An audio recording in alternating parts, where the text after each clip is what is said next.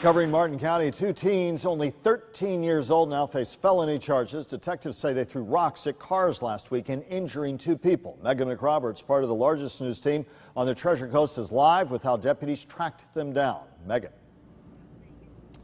Well, Michael, from the beginning, detectives with Martin County suspected that this was a prank being done by some young people. Those rocks were being thrown from a neighborhood just around the corner from Hidden Oaks Middle School here behind me. So this week, detectives came here. They talked to some students who helped them get the information they were looking for.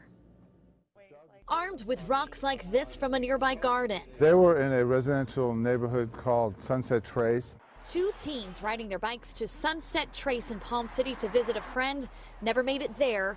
Instead, Sheriff William Snyder says they hid behind a fence along the edge of the neighborhood, hurling rocks at passing cars on High Meadows Avenue. They were able to hide behind the wall and then pick up these big rocks and really just throw them at the sound of a passing vehicle. They couldn't even see who they were throwing it at. Snyder says they hit at least 5 cars, including Eric Evans' car. He ultimately had to go to the hospital.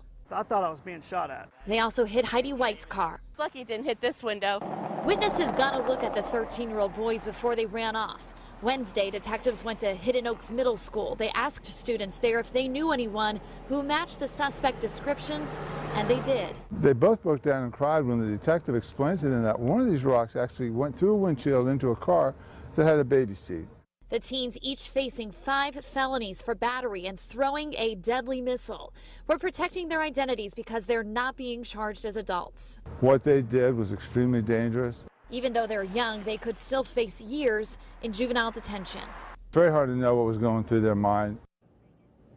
Now, there was also a third teenager with the two who were arrested, but he told detectives that he did not agree with that plan to go throw rocks at cars. He left not wanting to get in trouble, and he left without throwing anything. So he is not in trouble tonight. Now, the other two who were arrested, though, were booked into the Martin County Jail, and they will be taken up to the Juvenile Detention Center in Fort Pierce.